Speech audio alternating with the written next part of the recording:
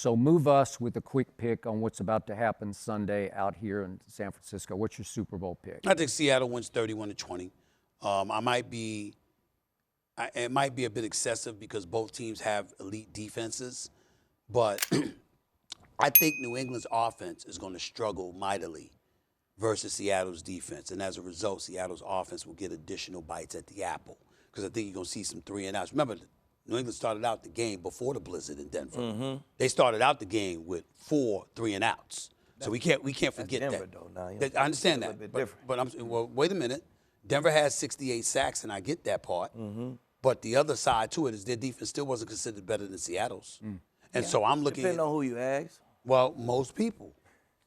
Maybe not you, but Yeah, most people. Most people. Depending on who you ask. And statistically, nobody gave up less points than Seattle. So here's how I'm looking at it.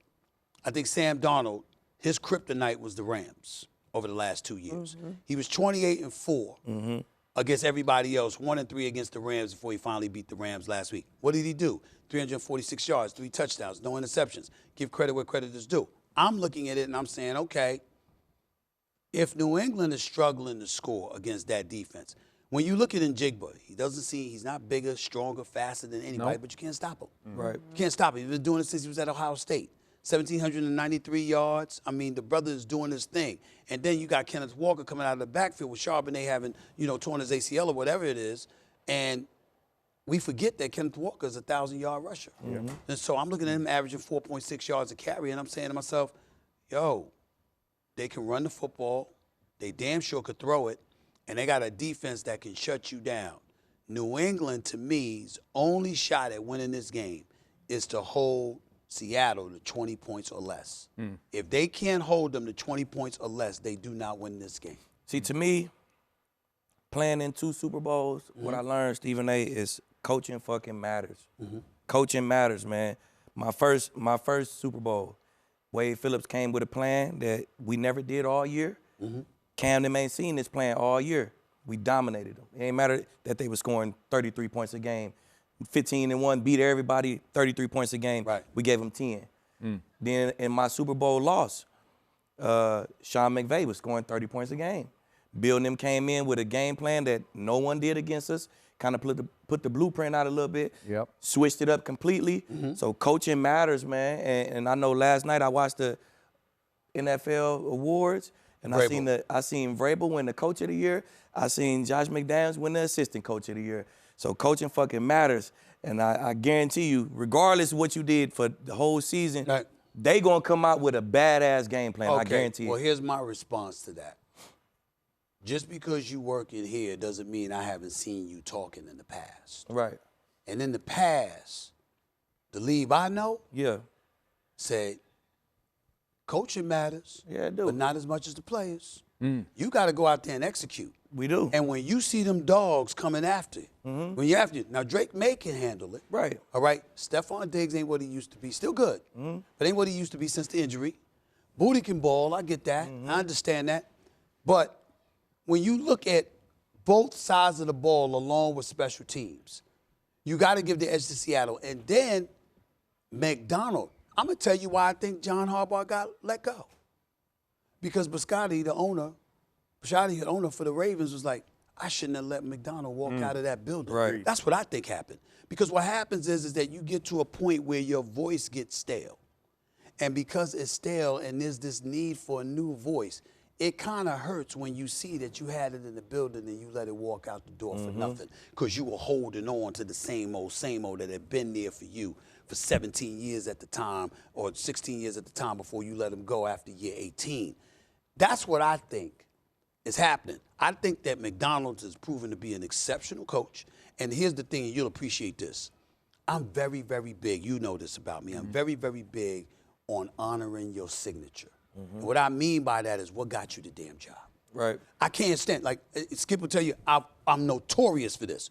I can't stand if you are offensive coordinator and you were a lead and you got the head coaching job and then your offense suck. Right. I can't stand you. I don't even like you because to me, it's fraudulent. Yep. You should be able to make sure you're elite at the side of the ball that got you the job. When Robert Saleh got the job for the New York Jets, the reason why I was never down on him is because as troubling as the Jets were, when they got Aaron Rodgers, they were considered a Super Bowl contender because of their defense. Yep. Because Robert Saleh, former defensive coordinator, was now the head coach, and the defense was off the charts. Now, if the defense wasn't off the charts, I wouldn't have liked them. When I look at the Steelers this year and how they struggled, Mike Tomlin has always been about defense. When I look at John Harbaugh, I know you came from special teams, but you had Ray Lewis in there reading those boys and T. Sizzle in them. It was always about defense. How could you let your defense be a defense that can't get an offense off the field? You can't get one stop. Ray Lewis, no wonder why he was at the Miami Hurricane games, because he didn't want to go see the Ravens. Exactly. That's why he didn't want to go see the Ravens. That's what the hell happened. So I'm looking at stuff like that. Okay, so wait. And I'm thinking if McDonald's you were Bisciotti, would you have fired Harbaugh a year earlier to keep McDonald before Seattle hired him to be head coach? Yes, Okay. because I don't believe it creeped up on you that Harbaugh's voice might have gotten stale and you needed something new. I think that's something he knew. But because it's John Harbaugh and you get into the playoffs and stuff, and you remember they had gone to an AFC Championship game. At home. At home. Yeah. I think that you couldn't let him go. Yeah, But McDonald, to me, that's not a dude that you should have let, or you should feel good that walked out the building. So, Cody, sum up your Seattle pick. Yeah, no, I'm going with Seattle too. So I've got a close personal relationship with Sam Darnold. We played at USC together, and I believe, and Skip always calls him Same Darnold. He thinks he's going to turn back into the guy that turns the football Not over anymore. in big-time moments. Same old guy. I've been telling him, Stephen, I think these last 6 games really, or last 6 weeks, he's proven that he can take that next step. And I think where it turned on was that game at home against the Rams, because like you said, that has been his kryptonite. And he played bad in the first half, I'll give you that. But the second half, he made big-time throw after big-time throw. And they needed him to go toe-to-toe with the MVP, Matthew Stafford, in overtime. And not only did he do that, but he converted on a 2-point conversion as well to win that game. I think that flipped a switch for him. Well, I think to me, it's all about the Rams to me.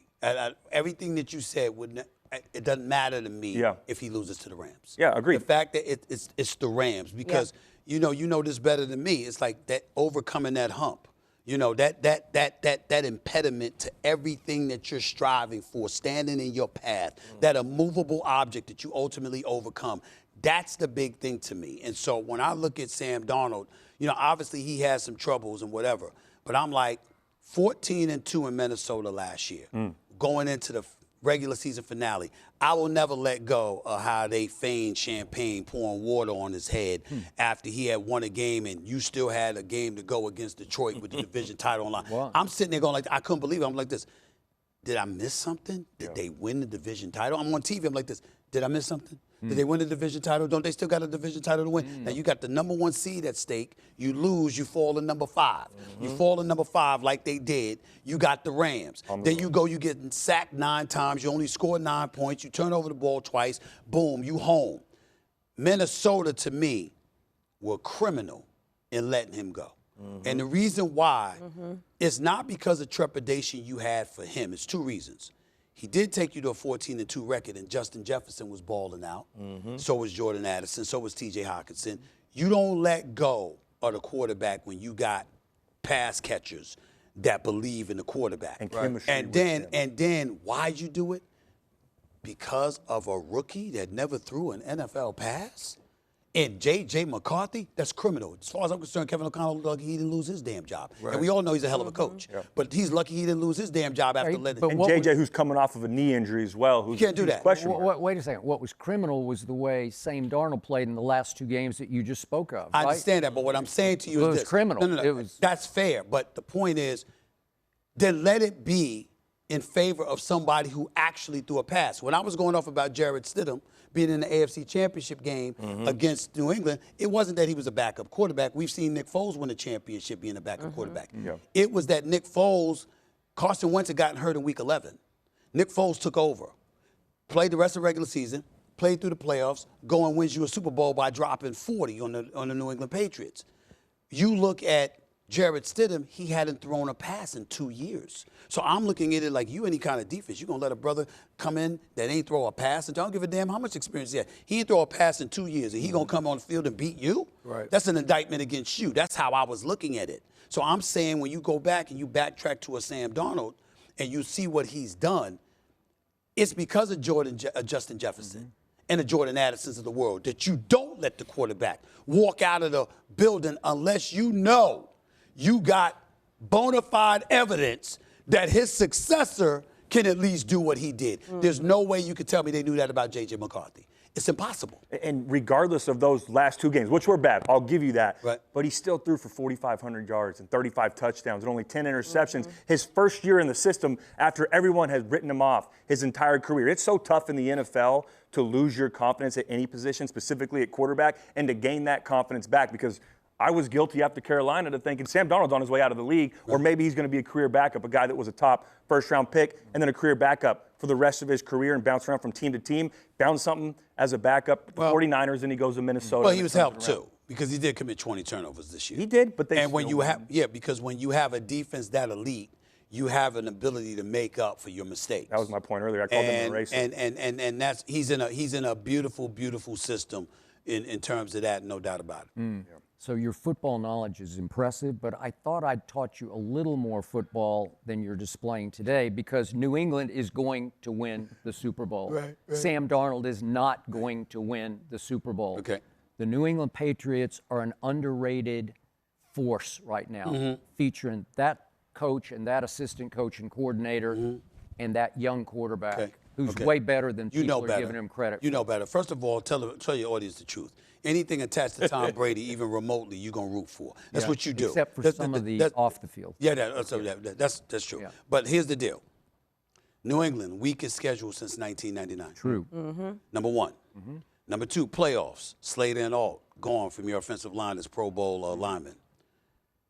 Number three, Houston divisional playoff game. Elite defense, but your offense was shabby, and that was before you lost Nico Collins.